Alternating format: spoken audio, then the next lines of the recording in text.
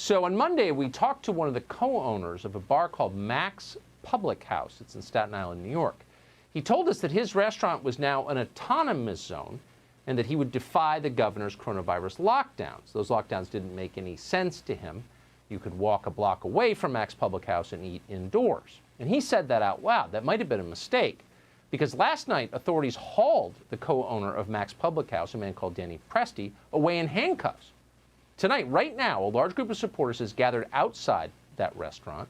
Co-owner Danny Presti joins us tonight with his attorney, Lou Giolomino.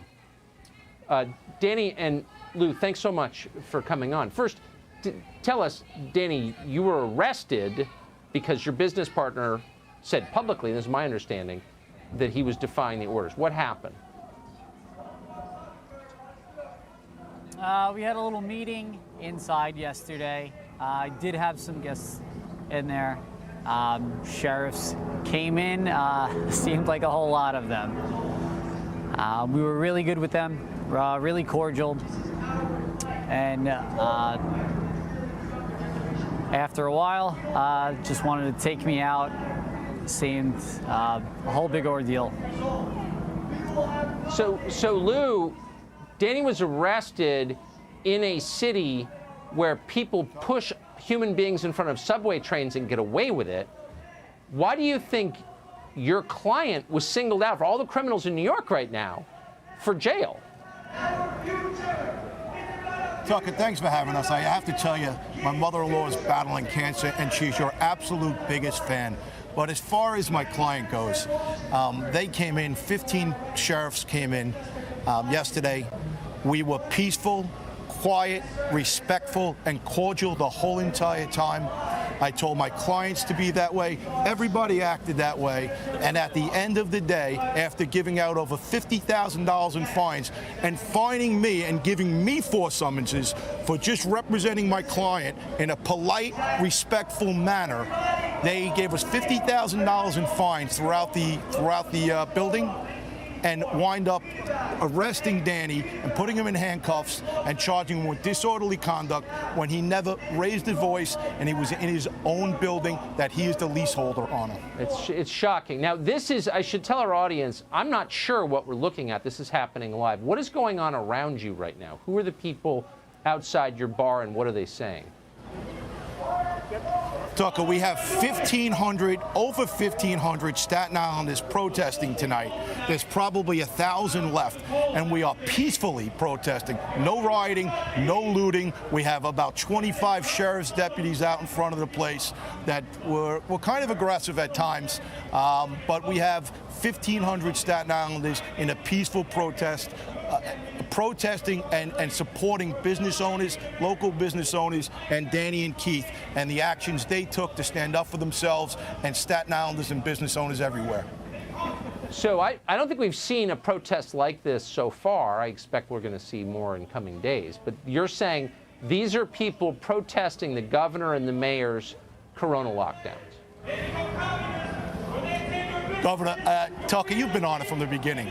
They are protesting the fact that the governor, in all his wisdom, split Staten Island in half and considered the South Shore of Staten Island an orange zone and the North Shore of Staten Island a yellow zone. Just a block and a half away from Max Tavern, literally a block and a half. You can go sit down, have a burger and a beer, but at Max's Tavern, you can't do it. And coincidentally, Tucker, the South Shore of Staten Island did not vote for Governor Cuomo or Mayor de Blasio. The side of the borough that's shut down under corona law now. Is there a scientific basis for this that you know of?